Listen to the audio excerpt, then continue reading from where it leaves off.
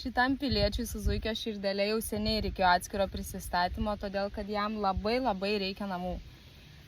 Aišku, jeigu paklaustumėt jo paties, jisai sakytų, kad man visiškai nereikia jokių namų, todėl kad jisai labai nejaukiai jaučiasi šalia svetimų žmonių. Apskritai, iš tikrųjų, šitam pasaulyje jisai jaučiasi nelabai gerai. Man atrodo, kad čia yra šuo, kuris kiekvieną dieną gyvena iš naujo.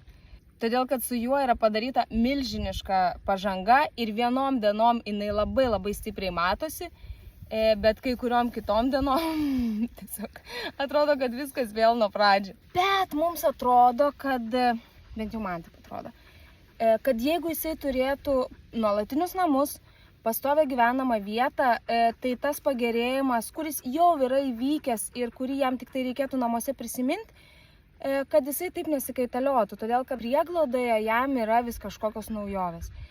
Jam tai yra kažkas pakeistas, tarkim, gyvenama vieta, pakeisti draugai, ateina nauji žmonės ir taip toliau. Ir viskas jam sukelia stresą, išveda jį iš pusiausvyros ir atrodo, kad jisai vėl grįžta atgal ten, kur jisai ir buvo. Tai man atrodo, kad namuose to tiesiog nebebūtų. Man taip atrodo, aš galbūt nežinau, gal aš klystu, bet kažkaip manau, kad neklystu. Šitas video turbūt yra ne visiems išeilė žmonėms, labiau tokiems ypatingiems žmonėms, tiems, kurie nori kažkam padėti, nes tarkim, suteikdami namus jam, jūs jam padėsite. Tai yra šuniukas, kuris neturi absoliučiai agresijos, kas yra labai geras dalykas, kalbant apie bailius šunis, nes netgi į labiausiai spraustas į kampą, sprausti kampą tai nereikia, bet jis netgi tada nebando kasti ten ar kažkaip grasinti ir taip toliau. Dėl šitos priežasties su juo turėtų būti lengva. Ir kitas dalykas, jisai labai orientuotas į maistą. Ir dėl to mums labai lengva buvo padaryti pirmus žingsnius.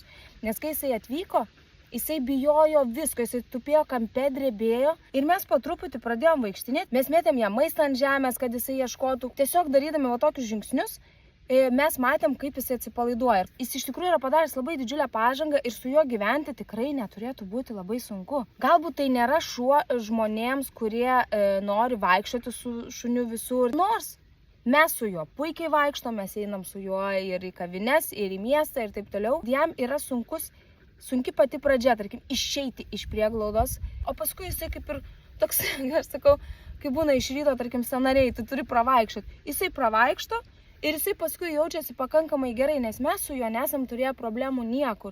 Tai nėra tas šuo, su kurio jūs galėsite, tarkim, užsiimti, nežinau, kažkokiu šunų sportu ar kažkokiais mokslais. Namie, kur nebus to streso, kur bus viskas nusistovėję, jisai turėtų būti labai ramus šuo.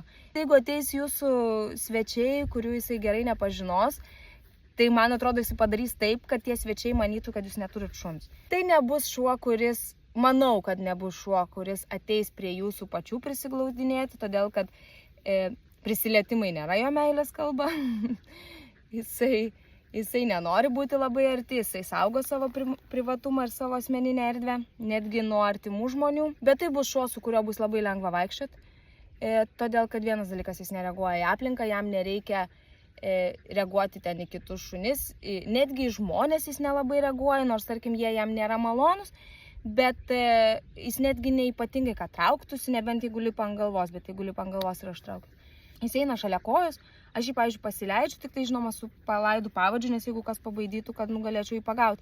Bet jisai bėga šalia kojos, jam nereikia kažkur lakstyti, kažko medžioti ir taip toliau. Jis toks iš tikrųjų pakankamai, šita prasme, pakankamai lengva šuo.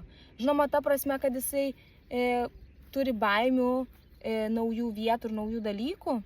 Tai čia šeimininkui reikia tą suvokti ir suprasti, kad gali tekti visur vaikščioti su skanėstais. Kas nėra visai blogai, nes ką gaila tam šuniui tos skanėstų padalinti. Fučis drąsiai gali gyventi su kitu šuniu, tik tai tiek, kad mūsų patarimas, kad jūsų šuniukas tada nebūtų bailus. Nes jeigu susitiks du bailiai, tai tenai vienas kitą gąsdins ir neišlips iš to savo baimių. Geriau, kad jisai gyventų su socialiu šuniu, kuris neturi baimių ir mokytųsi iš jo nebijoti. Dėl katinų jisai nereaguoja mūsų katinų voljere lakstančius katinus ir iš tikrųjų jam to katinų testo padaryti kaip ir nelabai išeitų, nes tai jam papildomas stresas ir jis tikrai tos katinus nereaguotų. Bet irgi labai nustebčiau, kad jisai negalėtų gyventi su katinu. Tai man atrodo, kad jisai gali gyventi tiek su šunim, tiek su katinais. Netgi manau, kad jis gali gyventi su mažais vaikais, tik jam tai nebūtų komfortiška.